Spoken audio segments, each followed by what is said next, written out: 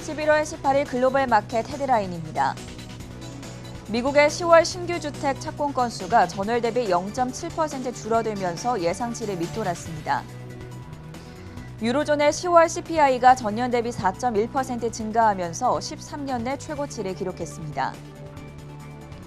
영국의 10월 CPI가 전년 대비 4.2% 상승하면서 10년 내 최고치를 기록했습니다.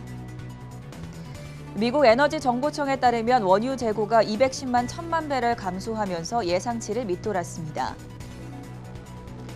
아마존이 내년부터 영국에서 발급된 비자 카드의 결제를 제한하기로 결정했습니다. 달러 인덱스가 96에 근접한 가운데 유로화는 연중 최저치를 경신했습니다. 미국의 백신 제조에 대규모 투자를 단행합니다. 연 10억 회분 추가를 목표로 하고 있습니다. 유럽연합 집행위원회가 산림 파괴 상품 수입 제한 규제법을 제안했습니다.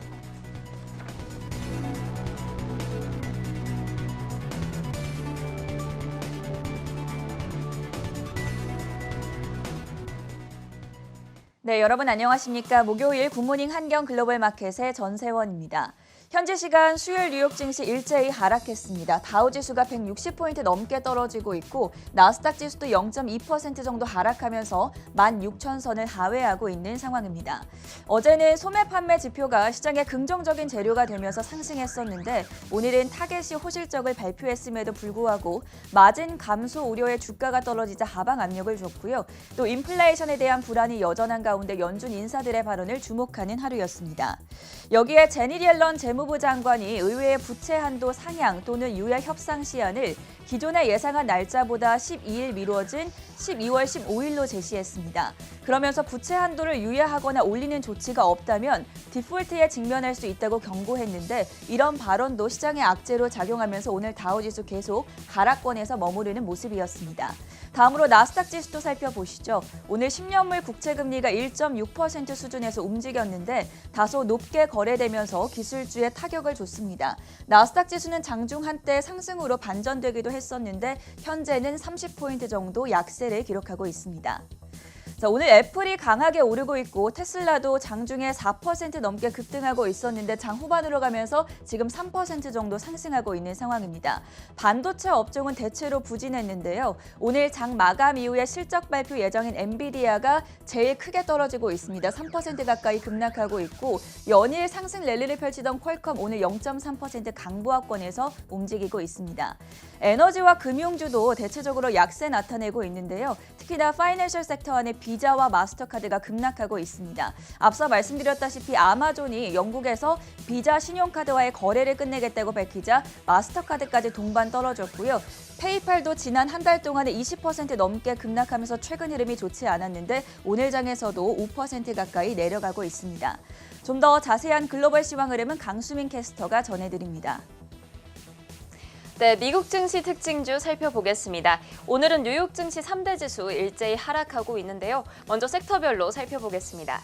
오늘 장에서는 11개 섹터 중 3개 섹터가 상승, 나머지 8개 섹터가 하락하고 있습니다.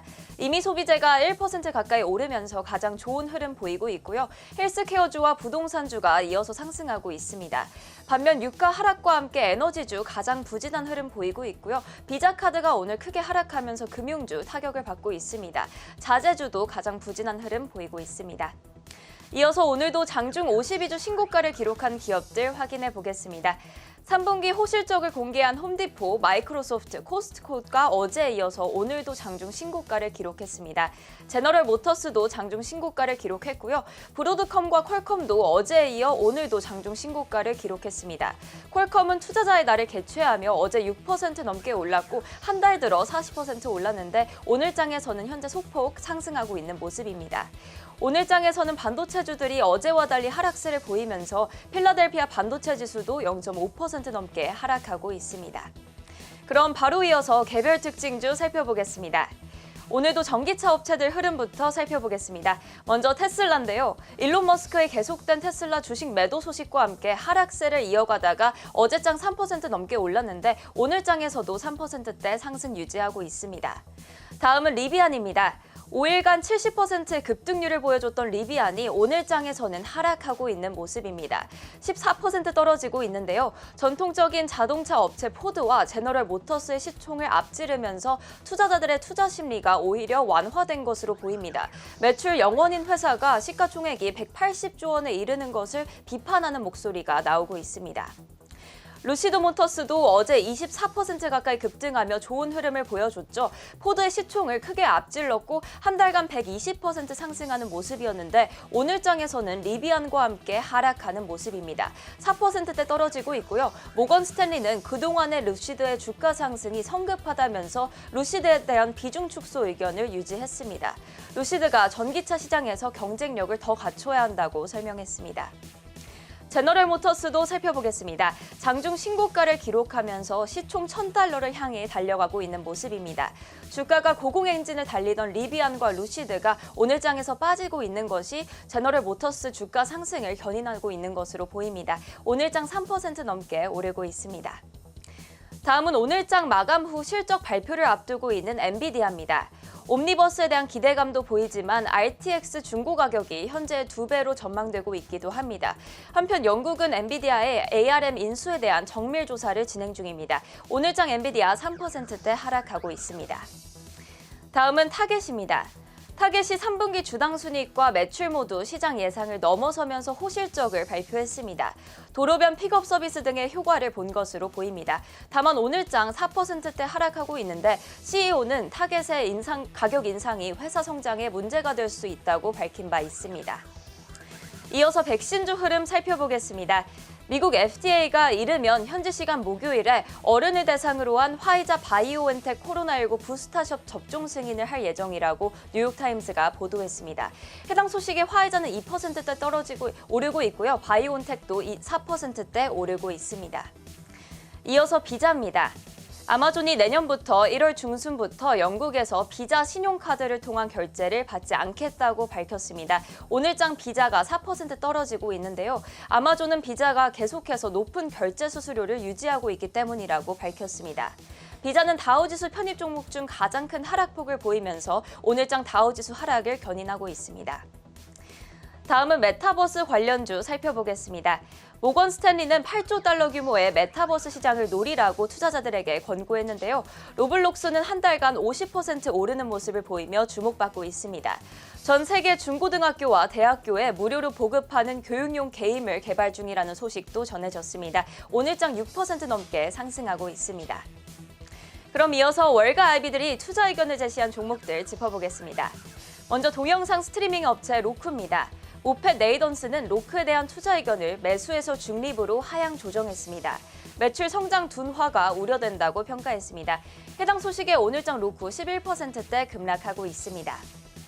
이어서 페라리입니다. 모건 스탠리는 페라리의 목표가를 기존 265달러에서 350달러로 상향 조정했습니다. 이는 월가 최고치인데요. 전기차 주식 중 가장 긍정적으로 내다봤습니다. 페라리는 2025년에 첫 번째 전기차를 출시할 예정이고 예상 가격은 3에서 6억 원대입니다. 마지막으로 아마존입니다. 골드만삭스는 아마존을 2022년 최선호주로 선정했습니다. 내년에 이커머스 업계의 리더 위치를 확고히 할 것이라며 목표가를 15% 오른 4,100달러로 제시했습니다. 오늘장 아마존 소폭 상승하는 모습입니다. 다음으로 국제유가 살펴보겠습니다. 국제에너지기구가 국제 원유 공급량이 증가하고 있다며 원유 상승세의 끝이 보인다고 발표했습니다. 오늘장 유가 하락하고 있는데요. WTI는 3%대 하락하며 78달러 선에 거래되고 있고 브렌트유는 2% 넘게 하락하며 78달러 선에 거래되고 있습니다. 금 가격도 살펴보겠습니다. 인플레이션 우려가 좀처럼 완화되지 않자 금 가격은 상승하고 있습니다. 오늘 장에서 0.6% 상승하며 1,865달러 선에 거래되고 있습니다. 마지막으로 주요 6개 통화에 대한 달러 가치를 반영하는 달러 인덱스 살펴보겠습니다. 소매 판매 호조에 따라 달러화가 어제는 강세를 보였는데 오늘은 혼조세를 나타내고 있습니다. 한편 유로화는 52주 신저가 행진을 이어가고 있습니다. 지금까지 미국 증시 특징주였습니다. 네, 24시간 잠들지 않은 해외 투자 뉴스를 전해드리는 굿모닝 한경 글로벌 마켓 시간입니다. 전가은 그리고 홍성진 외신캐스터와 함께하도록 하겠습니다. 어서 오세요. 오늘 뉴욕 증시는 3대 지수가 일제히 하락하고 있습니다. 먼저 첫 번째 경제 지표들부터 확인해 보도록 하겠습니다. 네, 오늘 미국의 경제 지표 먼저 주택 건수가 발표가 됐는데 여기에 대해서 외신 평가들은 어떻게 나오고 있을까요? 네, 밤사이 발표된 미국의 주택 지표부터 한번 확인해 보겠습니다. 현지 시간 17일 CNBC는 미국의 10월 주택 착공 건수가 전월 대비 0.7% 감소한 152만 건으로 집계됐다고 밝혔는데요. 이는 월가 전문가들이 예상한 158만 건보다 낮았고 지난 9월에 발표된 수치 역시 하회한 것으로 나타났습니다. 이를 두고 CNBC는 전 세계를 강타한 공급망 병목 현상이 주택 시장에도 영향을 끼치고 있는 상황이라고 분석했습니다. 현재 미국 상무부에 따르면 이미 착공을 시작했지만 완공되지 않은 주택 수는 총 145만 채인 것으로 확인됐는데요. 세계적인 공급난으로 인해 건축 자재와 인력이 부족해지면서 주택 착공에도 큰 차질이 생겼다는 게 전문가들의 평가입니다. 실제로 지난 9월 말 집계된 미국의 건설 분야 구인 건수 역시 33만 3천 건으로 코로나19 사태 이전에 비해 큰 폭으로 떨어진 상황입니다. 다만 주택에 대한 수요가 여전히 강하다는 분석도 나오고 있습니다. 이날 상무부는 향후 주택 시장의 흐름을 전망할 수 있는 신규 주택 허가 건수가 165만 건으로 집계됐다고 밝혔는데요. 이는 전월 대비 4% 넘게 증가한 수준으로 팬데믹 이후 계속해서 미국 내 주택 수요가 강하다는 것을 시사했습니다. 한편 밤사이 시장 관계자들은 제닛 옐런 재무장관의 발언에도 주목했습니다. 전일 옐런은 미국 의회의 부채 한도 협상 기한이 기존 12월 3일에서 15일까지 늘어났다고 밝혔는데요. 옐런은 연방정부의 재정 상황을 검토해본 결과 약 2주가량의 시간이 더 생겼다면서 이로 인해 미국 의회가 부채 한도를 둘러싼 깊이 있는 논의를 할 수 있을 것이라고 전했습니다. 앞서 미국 민주당과 공화당 의원들은 부채 한도 규모 협상을 놓고 치열한 논쟁을 벌인 바 있습니다. 민주당 의원들은 미국의 디폴트, 즉 채무 불이행 사태를 경고하면서 공화당이 부채 한도 상향안에 합의해야 된다고 주장했는데요. 이를 두고 공화당 의원들은 민주당이 그동안 단독으로 인프라 법안 등을 처리했다면서 부채 한도 협상에 나서지 않을 것이라고 반박했습니다. 하지만 옐런을 비롯한 경제 전문가들이 디폴트 사태가 불러올 경제 재앙에 대해 경고하자 기존 입장을 선회하고 부채 한도 임시 상향안에 동의한 상태입니다. 다만 지난 10월 의회를 통과한 임시 상향안의 유예 기간이 15일까지이기 때문에 의회는 부채 한도 유예 혹은 상향을 놓고 다시 한번 논의에 나서야 됩니다. 때문에 옐런 장관 역시 이날 연설을 통해서 디폴트 사태의 심각성에 대해 다시 한번 경고한 것으로 확인됐는데요. 옐런은 디폴트 사태가 발생할 경우 전 세계적인 경제 재앙이 발생할 것이라면서 달러의 위상 역시 위태로워질 수 있을 것이라고 밝혔습니다. 이어서 디폴트 사태를 막기 위해 미국 의회의 책임이 막중하다면서 민주당과 공화당이 빠른 시일 내에 법안에 대한 논의를 마쳐야 된다고 강조한 상황입니다. 제닛 옐런 재무부 장관의 디폴트 경고 발언 가능성이 나오면서 여기에 따라서 오늘 지수도 하락 압력 받고 있다는 점 앞서서도 전해드렸는데 더 자세하게 체크해봤고요. 두 번째 이슈로 넘어가 보겠습니다. 오늘 장 마감 이후에 엔비디아의 실적이 예정돼 있는데 지금 실적 발표를 앞두고 4% 정도 급락을 하고 있습니다. 실적에 대한 결과 어떻게 나올 걸로 예상이 되고 있나요? 네, 엔비디아가 오늘 장 마감 뒤 3분기 실적 발표를 앞두고 있습니다. 베런스에서는 주가가 사상 최고치를 맴도는 상황에 투자자들을 움직이려면 블록버스터급 실적 보고서가 필요할 것이라고 내다봤습니다. 엔비디아의 주가는 올해 들어서 125%가량 올랐는데요. 이달 초 페이스북이 메타버스 구축을 위해 수십억 달러를 투자하는 상황 속에서 엔비디아에 대한 전망 기대감이 높아졌습니다. 메타버스의 비주얼적인 측면을 생성하는 데 엔비디아의 그래픽카드가 필요하기 때문입니다. 이에 더해 엔비디아 옴니버스라고 불리는 가상 협업 플랫폼 구축 노력도 투자 심리에 기여한 것으로 보입니다. 하지만 여전히 마크 저커버그가 목표로 하는 지점까지 도달하기에는 시간이 걸릴 텐데요. 따라서 분석가들은 가까운 시간 내에 출시되는 제품들과 실적 결과에 눈을 돌릴 것으로 분석됩니다. 팩트셋에 따르면 43명의 애널리스트들 중 34명이 비중 유지 또는 매수 의견을 제시하고 있으며 목표가로는 $280를 제시하고 있는데요. 주가가 벌써 $290를 넘어 있는 만큼 투자 등급을 낮추거나 목표가를 상향해야 하는 시기가 됐습니다.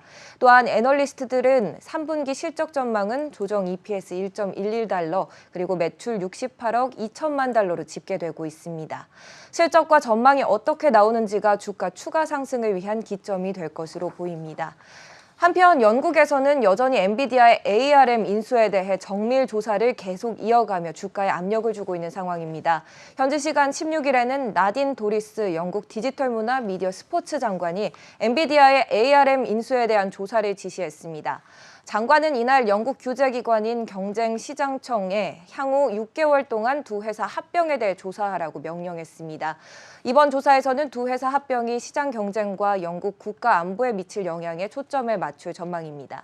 영국뿐 아니라 미국과 유럽연합, 중국 등에서도 이번 합병에 대해 별도 조사를 진행하고 있는 점 참고하시기 바랍니다. 자, 엔비디아가 우리 시간으로 한 오전 6시 5분쯤에 실적이 발표가 될 텐데 3분기 실적이 발표되는 대로 발빠르게 전해드리도록 하겠고요. 세 번째 뉴스 확인해 보겠습니다. 심상치 않은 유럽 물가 지표, 지난주에 PPI, CPI 미국에서 굉장히 높게 나오면서 인플레이션에 대한 우려가 심화가 됐었는데 미국뿐만이 아닙니다. 오늘 영국과 유럽에서도 물가 지표가 높게 나오지 않았습니까? 네, 그렇습니다. 미국에 이어서 유럽 역시 심각한 인플레이션에 시달리고 있는 것으로 나타났습니다. 현지 시간 17일 로이터 통신은 유로존의 10월 소비자 물가 지수가 지난해 같은 기간에 비해 4.1% 올랐다고 밝혔는데요. 이는 2008년 이후에 가장 높은 수준으로 지난 9월에 이어서 다시 한번 최고치를 경신한 것으로 확인됐습니다. 이날 유럽의 소비자 물가 지수가 급등한 배경에는 에너지 가격이 있었습니다. 로이터 통신은 10월 중 유로존의 에너지 가격이 2% 넘게 올랐다고 밝혔는데요. 최근 국제유가와 천연가스 가격이 고공행진한 점이 소비자들에게도 큰 부담이 됐을 것이라고 진단했습니다. 한편 이날 전문가들은 영국의 인플레이션 상황에도 주목했습니다. 로이터 통신에 따르면 영국의 10월 소비자 물가 지수 역시 지난해 같은 기간에 비해 4.2% 급등한 것으로 나타났는데요. 월가 전문가들의 예상치였던 3.9%보다 높게 집계되면서 10년 만에 최고치를 경신한 것으로 확인됐습니다. 이를 두고 전문가들은 영국의 중앙은행인 영란은행이 12월 중에 금리를 인상할 가능성이 커졌다고 분석했습니다. 현재 영란은행이 세운 중장기 물가 목표치는 2% 수준인데 오늘 공개된 소비자 물가 지수가 2배 가까운 수치로 발표됐기 때문인데요. 영국의 재무장관 역시 인플레이션 상승이 영국만의 문제가 아니라면서 소비자 구매력을 회복시키기 위해 모든 조치를 취하겠다고 밝힌 상황입니다. 이어서 영국 상공회의소 역시 겨울철 에너지 가격 급등으로 인해 인플레이션이 내년 중 5%에 도달할 수 있다고 경고한 상태입니다. 또 전 세계를 강타한 글로벌 공급망 병목 현상 역시 높은 물가 상승률을 장기화시킬 것이라고 평가했는데요. 이를 두고 전문가들은 영란은행이 세계 주요 중앙은행 가운데 코로나19 사태 이후 처음으로 금리 인상에 나설 수 있다고 관측하고 있습니다. 다만 일각에서는 내년 중 글로벌 공급난이 해소되면서 글로벌 인플레이션이 완화될 것이라는 의견도 나오고 있는데요. 때문에 영란은행이 금리 인상 시기를 올해가 아닌 내년으로 미룰 수 있다고 전망하고 있습니다. 미국에 이어서 유럽 역시 심각한 인플레이션에 시달리고 있다. CPI 결과에 대해서 자세하게 체크해봤습니다. 네 번째 이슈로 넘어가 보시죠. 네, 요새 아주 전기차 대전이 뜨겁습니다. 테슬라와 리비안, 루시드까지 최근에는 리비안과 루시드의 시가총액이 자동차 업계의 전통 강자인 포드와 제너럴 모터스를 제쳤다라는 보도가 나오기도 했는데 과연 이 기업들이 이 정도의 가치를 지니고 있는지 상당히 의문이 들거든요. 여기에 대해서 외신평가 전문가들은 어떻게 바라보고 있을까요? 네, 전기차 제조업체 리비안 오늘 장에서 일주일간의 반등 랠리를 마치고 큰 폭으로 떨어지는 모습을 보였습니다. 약 14% 가까이 하락세를 보여주고 있는데요. 지난 수요일 기업 공개를 통해 상장하면서 시작된 오름세로 전통적인 자동차 업체 포드와 GM의 시총을 앞지른 뒤 투자자들의 투자 심리가 다소 완화된 것으로 보입니다. 리비안의 상승세는 아마존의 투자가 동력이 돼줬습니다. 시장은 리비안의 전기차가 아마존 물류 자동화를 위한 혈관 역할을 할 것으로 기대하고 있습니다. 또한 아마존 산하 자율주행 스타트업인 죽스와 함께 협력할 가능성도 열려 있습니다. 이 외에도 예약 대수도 인상이 깊었는데요. 10월 말 기준 전기 픽업 트럭 R1T와 SUV 그리고 아마존의 전기 밴 주문 건수를 더하면 15만 5천 대가 예약되어 있는 상황입니다. 하지만 일각에서는 아직 지속 가능한 비즈니스 모델을 보여주지 못한 점과 3분기 매출이 $100만 이하일 것으로 예상된다는 우려를 제기하고 있습니다. 한편 루시드 또한 오늘 장에서 하락 전환했는데요. 전기차 전반에 대한 관심이 커지면서 덩달아 주목을 받으며 하루 전 종가 기준으로 글로벌 자동차 업계에서 8위로 오르기도 했습니다. 하지만 모건 스탠리는 이 같은 주가 상승이 성급하다고 봤습니다. 생산 규모 확장이 기업의 사이클 중에서 가장 어려운 시기인데 아직 이가 증명되지 않았고 이에 비해 밸류에이션이 너무 높다는 이유에서였습니다. 그러면서 루시드보다는 테슬라나 페라리 등 다른 전기차 업체에 투자하는 것이 낫다고 조언했습니다.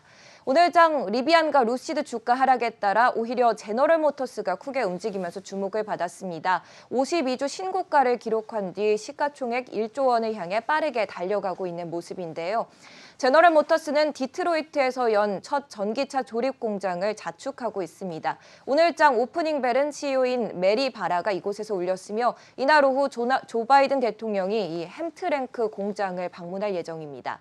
이 공장에서는 휴머 전기 픽업 트럭을 만들고 있습니다. 또 고객 인도 또한 곧 시작될 것으로 보입니다. 한편 의회에서 논의가 진행 중인 더 나은 재건 법안에도 전기차 세금 관련 내용이 담겨 있을 수 있습니다. 일부 전기차 모델에 대해 세금 공제 혜택을 최대 12,500달러까지 확대하는 내용인데요. 최근 통과됐던 1조 달러 규모의 인프라 투자 법안 최종안에서는 일부 전기차 지원 프로그램이 사라진 바 있습니다. 마켓워치에서는 개인들이 첫 전기차를 고민하는 시점에서 이렇게 지출 법안을 통해 많은 인센티브를 준다면 전기차 시장에 다시 활력을 불어넣을 수 있다는 분석을 내놓았습니다. 요새 시장에서는 전기차의 전자만부터도 주가가 크게 급등하는 모습을 보여줬었는데 오늘은 어제와는 좀 희비가 그래도 엇갈리고 있습니다. 테슬라와 제너럴 모터스는 상승하고 있지만 그동안 계속 상승 랠리를 펼쳤던 리비아와 루시드는 오늘 큰 폭으로 약세를 보이고 있다는 점 참고해 보시면 좋겠습니다. 마지막 뉴스까지 확인해 보시죠.